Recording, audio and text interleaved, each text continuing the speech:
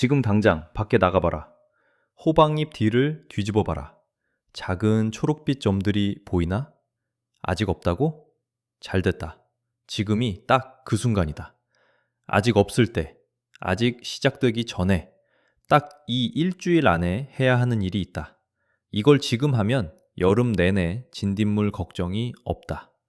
이걸 지금 안 하면 7월이 되면서 호박잎이 오그라들기 시작하고 어린 순이 뒤틀리고 그때부터 약을 들고 쫓아다니는 여름이 시작된다.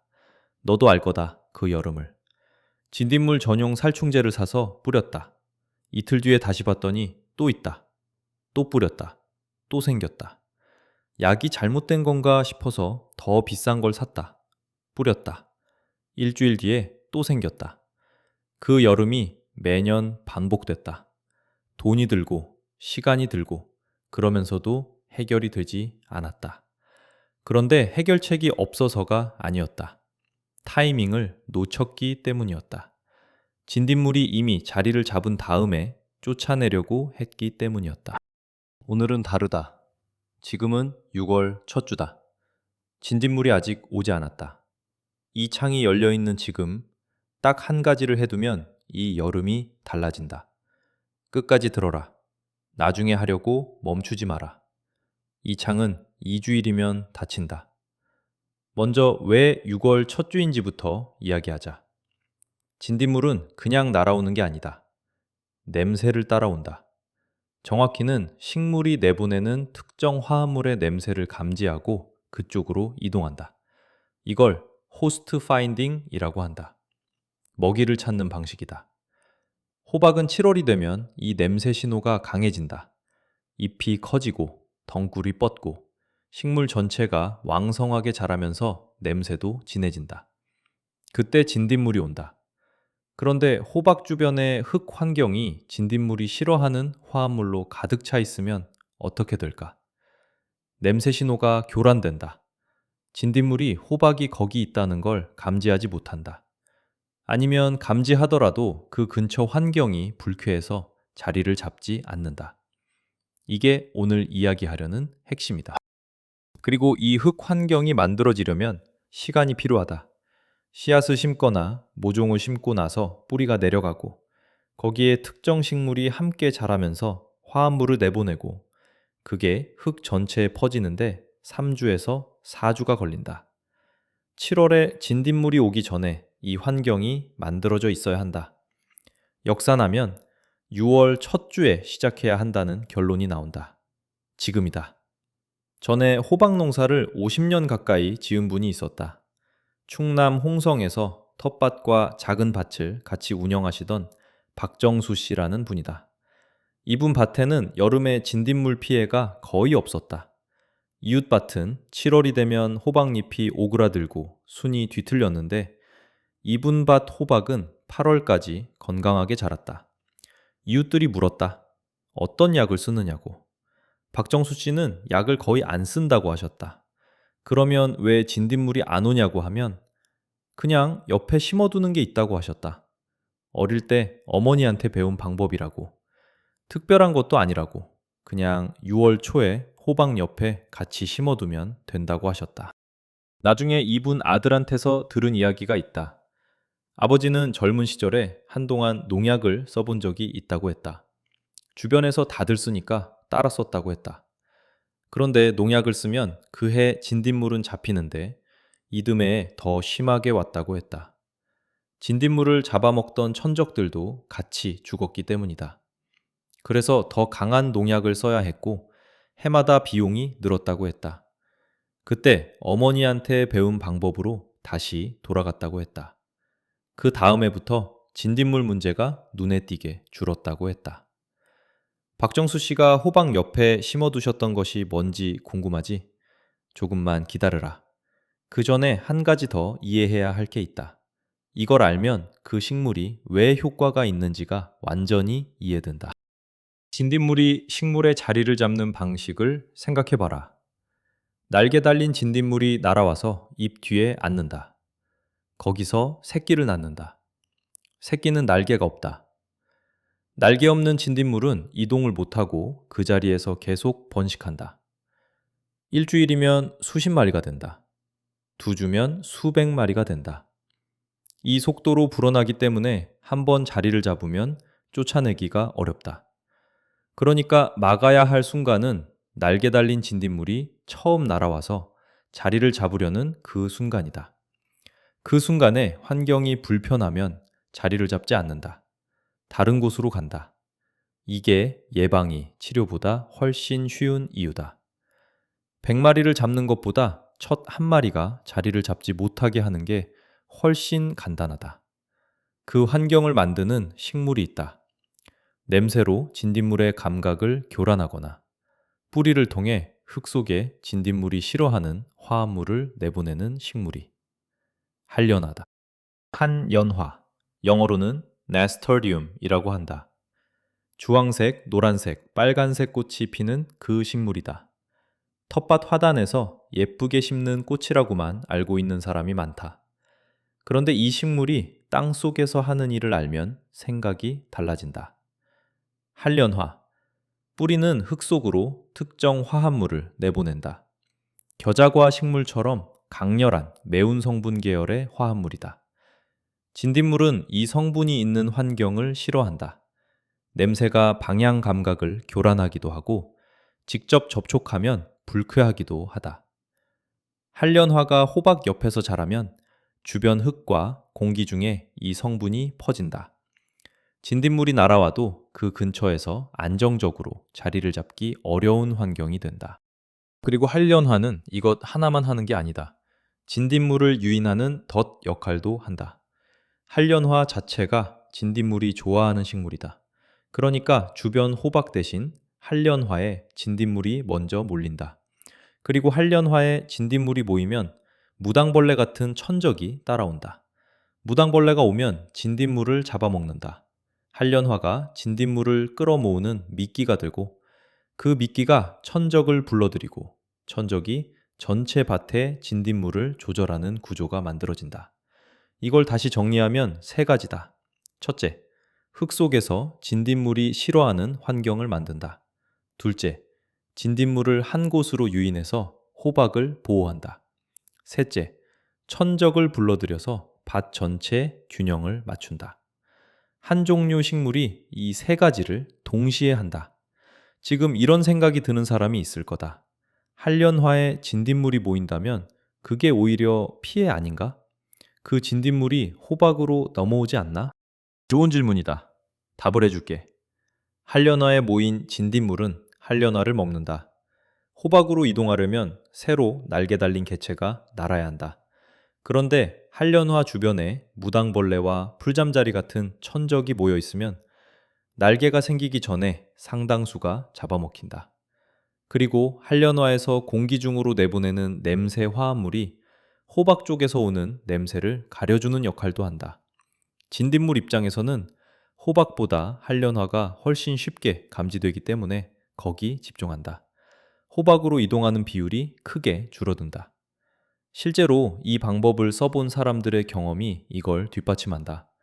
한련화에는 진딧물이 좀 있는데 호박은 멀쩡한 경우가 많다. 그리고 한련화의 진딧물은 무당벌레가 와서 처리한다. 농약 없이 자연이 스스로 균형을 맞추는 것이다. 지금 이 영상을 보면서 이런 생각이 든 사람이 있을 거다.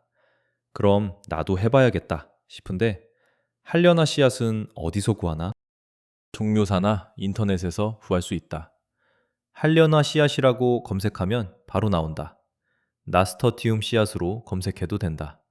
가격은 한 봉지에 2,000원에서 3,000원 사이다.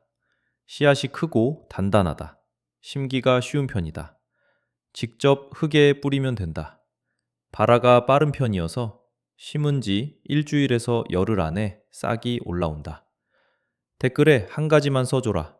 지금 호박 모종이 땅에 나간 상태인지, 아직 심기 전인지, 그리고 지역 이름도 충남 홍성, 모종 심었음, 이런 식으로 현재 상태에 따라서 한련화를 언제, 어떻게 심어야 하는지가 조금 달라진다. 그 이야기를 댓글로 모아서 다음에 더 구체적으로 다뤄볼 생각이다. 이제 구체적으로 어떻게 하면 되는지 알려줄게. 첫 번째, 호박 모종 옆에 한련화를 심는다. 모종 한 포기 기준으로 사방 50cm 안에 한련화를 두세 포기 심는 것이 좋다. 너무 멀리 심으면 뿌리 영역이 겹치지 않아서 효과가 줄어든다. 너무 가까이 심으면 서로 자리 경쟁이 생긴다. 30cm에서 50cm 사이가 적당하다. 두 번째, 한련화 씨앗을 직접 뿌리는 경우 흙 표면에 손가락으로 1cm 정도 구멍을 내고 씨앗을 하나씩 넣고 흙을 덮는다. 씨앗이 크기 때문에 발화율이 높다. 물을 한번 주고 나면 일주일에서 열흘 후 싹이 올라온다. 세 번째, 한련화는 거름이 많은 흙에서는 잎만 무성하게 자라고 꽃이 잘 피지 않는다. 진딧물 방제 목적으로 쓸 때는 오히려 너무 기름진 자리보다 보통 흙이 낫다. 꽃이 피어야 천적 곤충이 모이기 때문이다. 네 번째, 한련화 잎과 꽃은 먹을 수 있다. 매운맛이 나는 잎은 샐러드에 넣어 먹는다.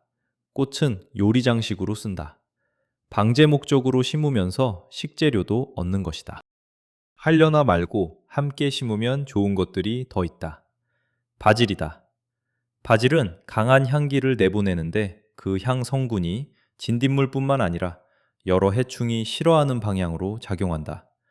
호박 옆에 바질을 심으면 진딧물 외에 응애와 흰가루, 이 피해도 줄어드는 경향이 있다.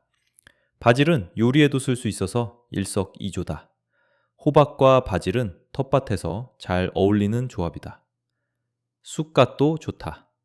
쑥갓 특유의 향이 진딧물이 싫어하는 냄새 환경을 만든다. 쑥갓은 키가 작아서 호박 아래 공간을 활용할 수 있다. 쑥갓을 수시로 잘라서 먹으면 향기 성분이 계속 방출된다. 수확하면서 동시에 방제 효과를 유지하는 방식이다. 쪽파나 실파도 진딧물 방제에 효과적이다. 파류식물의 뿌리 성분이 흙 속 특정균을 억제하고 지상구의 향이 진딧물 방향 감각을 교란한다. 호박이랑 가장자리에 파를 줄지어 심으면 경계선 역할도 하고 방제 효과도 낸다. 이 중에서 딱 하나만 고르라면 한련화다.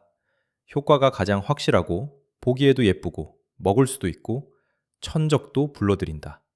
오늘 당장 씨앗을 주문하거나 종묘사에 가서 사와라. 이 방법이 왜 잘 알려지지 않은 걸까? 이 질문에 답하는 것도 중요하다. 한련화를 심어서 진딧물을 막는 방법은 돈이 거의 들지 않는다. 씨앗 한 봉지 2,000원에서 3,000원. 한 번 사면 씨앗을 받아서 다음 해에 또 쓸 수 있다. 그러니 이 방법을 가르쳐 준다고 해서 누가 돈을 버는 구조가 아니다. 반면 진딧물 전용 살충제를 팔면 돈이 된다. 매년 팔 수 있다. 어느 쪽이 더 많이 알려지겠나? 이것도 박정수 씨가 겪은 일이다. 70년대 농촌에 농약 보급이 본격화될 때 어릴 때 배운 방법들이 구시대 방식으로 취급됐다. 신문이나 방송에서 새로운 농약을 소개하고 농촌 지도원들이 농약을 나눠주면서 쓰라고 권했다. 한련화를 심어두던 방법은 그냥 조용히 사라졌다. 가르칠 이유가 없었으니까. 그래서 지금 이 이야기를 하는 거다. 박정수 씨가 50년 동안 지켜온 방법이 더 많은 사람에게 닿도록. 6월 첫 주에 한연화를 심어서 여름 내내 진딧물 없는 밭을 만드는 사람이 한 명이라도 더 생기도록. 이 영상이 도움이 됐다면 좋아요를 눌러줘라. 진딧물 때문에 매년 여름을 힘들게 보내는 이웃이 있다면 공유해줘라. 댓글에 지역 이름과 현재 상황을 써줘라. 이제 마지막 선택이다. 올 여름을 어떻게 보낼 것인가? A를 선택하면 올해도 7월에 진딧물이 오면 그때 살충제를 산다. 2만 원 안팎. 뿌린다. 또 온다. 또 뿌린다. 시간도 들고 돈도 든다. 해결이 안 된다. B를 선택하면 오늘 한연화 씨앗을 주문하거나 종묘사에 가서 산다. 2,000원. 이번 주 안에 호박 모종 옆에 심는다. 한 달 뒤에 꽃이 피고 천적이 오고 흙 환경이 바뀐다. 7월이 와도 호박잎이 멀쩡하다. 댓글에 A 또는 B라고 써줘라. 그리고 한 줄, 왜 그 선택을 하는지. 이건 나를 위한 게 아니다. 써보면 네 생각이 정리된다. 정리된 생각이 오늘 행동으로 이어진다. 6월 첫 주는 정말 특별한 순간이다. 이때 밭에서 무언가를 심으면 7월에 효과가 나온다. 이때를 놓치면 진딧물이 이미 자리를 잡은 다음에 싸워야 한다. 싸우는 것과 처음부터 오지 못하게 하는 것은 완전히 다른 이야기다. 싸우면 에너지가 들고 돈이 들고 결과가 불확실하다. 처음부터 오지 못하게 하면 에너지도 돈도 거의 들지 않고 결과가 확실하다. 박정수 씨가 50년 동안 그렇게 했다. 약을 들고 쫓아다니지 않았다. 6월 초에 한년화를 심어두고 밭이 스스로 균형을 잡게 했다. 그게 다였다. 그리고 여름 내내 호박이 건강했다. 지금 이 이야기를 듣고 있는 너도 할 수 있다. 오늘 씨앗 하나를 주문하는 것으로 시작이다. 2,000원짜리 봉지 하나가 여름 내내 호박잎을 지킨다. 창이 열려 있을 때 들어가야 한다. 지금이다. 흙이 기억한다. 무엇을 함께 심었는지를. 그 기억에 맞게 보답한다. 깊이 내려가라. 거기에 답이 있다.